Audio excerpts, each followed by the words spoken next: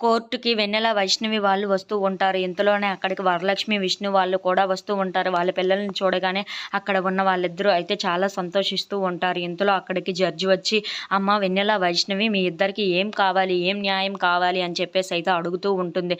ఆ మాటలకు అక్కడ ఉన్న వెన్నెల అయితే "మా అమ్మతో నాకు ఉండడం ఇష్టం లేదు" అని చెప్పేసి అంటూ ఉంటుంది. ఇంతలో అక్కడ ఉన్న వైష్ణవి కూడా, "నాకు మా నాన్నతో ఉండటం ఇష్టం లేదు. అందుకే మా ఇద్దరం విడిపోవాలనుకుంటున్నాం మా అమ్మా, నాన్నలతో" అని చెప్పేసయితే అంటూ ఉంటారు. ఆ మాటలు వినగానే అక్కడ ఉన్న వరలక్ష్మి, విష్ణు వాళ్ళు అయితే ఒక్కసారిగా షాక్ అయిపోయి వాళ్ళ పిల్లల్ని చూస్తూ ఉండిపోతారు. ఇంతలో అక్కడ ఉన్న వెన్నెల అయితే, "వాళ్ళు విడిపోవడమే కాదు మమ్మల్ని కూడా విడిపోమంటున్నారు. మేము అలా ఉండలేము. మా ఇద్దరం ఎప్పటికీ కలిసే ఉంటాం" అని చెప్పేసయితే వెన్నెల అంటూ ఉంటుంది. ఆ మాటలు విన్న వైష్ణవి కూడా, "అవును మా ఇద్దరం కలిసే ఉంటాం. వాళ్ళు విడిపోతే విడిపోనివ్వండి. కానీ మా ఇద్దరం కలిసే ఉండాలి" అని చెప్పేసయితే అంటూ ఉంటుంది. ఆ మాటలు వినగానే అక్కడ ఉన్న జడ్జి అయితే, "మీ ఇద్దరిని ఎవరో ఒకళ్ళు చూసుకోవాలి కదా!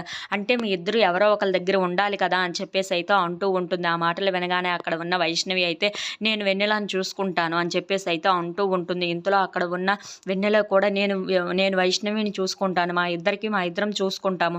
మాకు ఎవరు అవసరం లేదు. వాళ్ళిద్దరూ విడిపోయినప్పుడు మా ఇద్దరికీ అవసరం లేదు. మా ఇద్దరికీ చాలు" అని చెప్పేసయితే అంటూ ఉంటారు. ఆ మాటలు వినగానే అక్కడ ఉన్న వరలక్ష్మి, విష్ణు వాళ్ళు అయితే, "ఏంటి పిల్లలు ఇలా తయారయ్యారని" చెప్పేసయితే అనుకుంటూ ఉంటారు. If you like this video please like, share and subscribe.